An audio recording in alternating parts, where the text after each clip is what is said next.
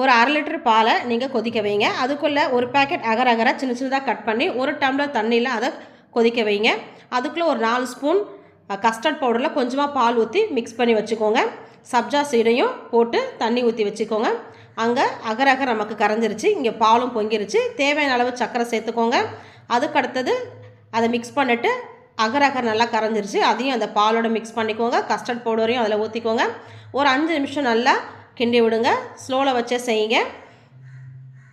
அதுக்கு அடுத்தது நம்ம தேவையான பழத்தை நம்ம சின்ன சின்னதாக கட் பண்ணி வச்சுக்கலாம். பாலில் இந்த சப்ஜா சீடு கலந்து நல்லா மிக்ஸ் பண்ணிக்கோங்க. ஒரு தட்டு எடுத்து ஊற்றுங்க. நம்ம கட் பண்ணி வச்சுருக்க பழத்தையும் அதில் போட்டு மிக்ஸ் பண்ணுங்கள்.